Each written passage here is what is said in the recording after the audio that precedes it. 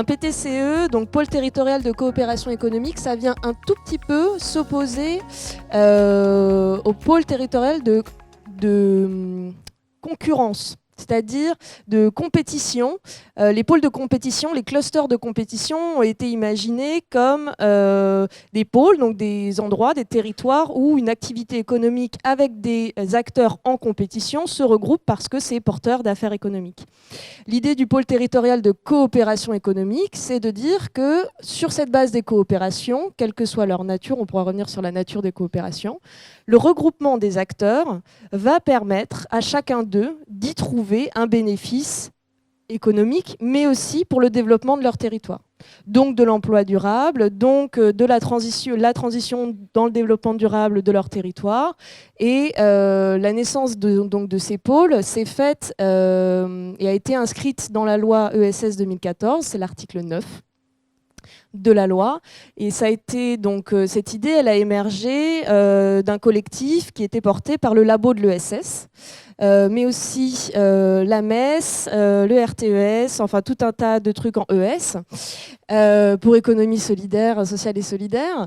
Et l'idée, elle a été d'inscrire dans la loi de l'ESS une autre manière d'entreprendre le territoire. Et dans cette définition donc, des pôles territoriaux de coopération économique, ce qui est vraiment très important, c'est la diversité des acteurs. C'est-à-dire qu'un pôle territorial de coopération économique intègre des entreprises sociales, des entreprises privées, des collectivités, de la recherche, des citoyens et des associations. C'est-à-dire qu'on a toute la société qui est potentiellement représentée, et qui est reconnue comme capable de faire des projets de coopération ensemble. Et dans cette définition, ce qui est très intéressant, c'est la notion de stratégie commune continue. Ça, c'est ce qui est inscrit dans la loi, la capacité des acteurs à créer des stratégies communes et continues. Et pour le coup, ce qui est intéressant aujourd'hui, c'est qu'on est donc en 2022. La première vague d'appel à projets sur les PTCE a été faite en 2014-2015.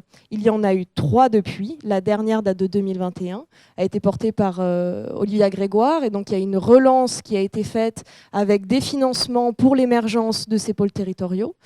Et l'idée derrière ça, c'est d'essayer d'ancrer sur les territoires, de favoriser cette manière d'entreprendre différemment le territoire, de développer autrement le territoire et de reconnaître la compétence des acteurs à avoir cet effet finalement. Ces PTCE sont associés à un projet. Je reviens sur ma question autour du projet de départ, du projet coopératif. Sont associés à un projet où c'est d'abord des acteurs qui défendent une stratégie et vient ensuite l'idée de projet. Alors, c'est tout l'intérêt de comprendre qu'est-ce qui motive la coopération à l'origine. Ce qu'on observe dans la recherche, c'est que souvent la création d'un PTCE fait suite à une étude qui a été menée par des acteurs sur un territoire, un diagnostic de territoire, souvent, de se dire, bon ben, ce qui a été le cas au Murau. Finalement, ce qui a été le cas au Murau, effectivement, je pense que Dominique pourra nous en parler sur les fiches acteurs. Moi, c'est pareil sur le PTCE NOLA. À un moment donné, des acteurs se mettent autour d'une table et se disent, bon, qu'est-ce qu'on peut faire ensemble? On voit qu'il y a des projets qu'on monte ensemble, mais au final, est-ce qu'on ne peut pas aller plus loin? En fait, on définit la coopération selon 2 modes, et qui sont finalement les 2 raisons d'être des PTCE, qui sont la coopération communautaire. Nous échangeons et nous coopérons parce que nous mutualisons des moyens, parce que nous avons besoin des besoins complémentaires les uns avec les autres. Et une coopération qui est plus une vision entrepreneuriale politique, qui est de dire, nous, certes, au-delà de la mutualisation de services et des compétences complémentaires que nous avons, qui nous amènent à faire des projets ensemble, parce que tu as la compétence, j'ai la compétence A et B, et la somme des 2 fait que nous pouvons aller plus loin.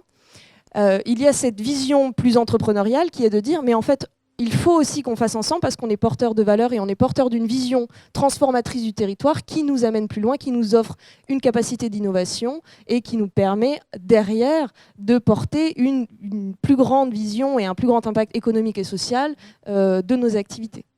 Il y a une question complémentaire. Est-ce qu'un réseau associatif territorial peut devenir PTCE? Tout dépend de qui est-ce qui l'implique. C'est-à-dire que j'ai cité les acteurs qui se retrouvent finalement...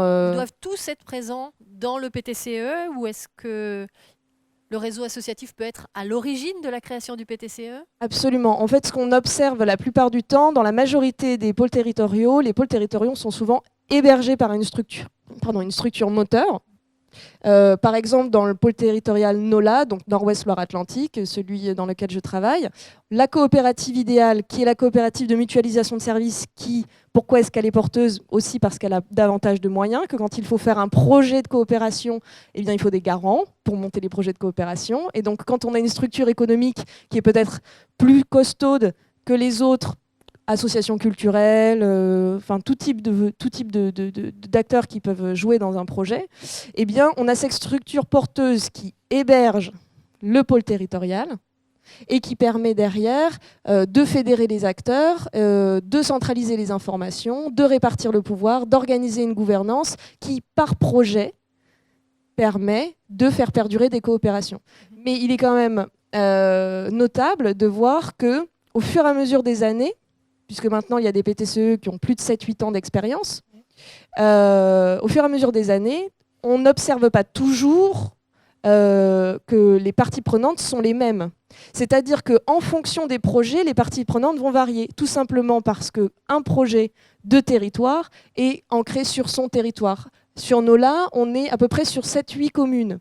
Donc forcément que quand on va porter un éco-festival, par exemple, eh bien c'est davantage la commune sur laquelle se passe le festival qui va prendre en charge, qui va faire partie des parties prenantes très investies, qui va être davantage présente, qui va prêter du matériel, c'est très concret, mais voilà.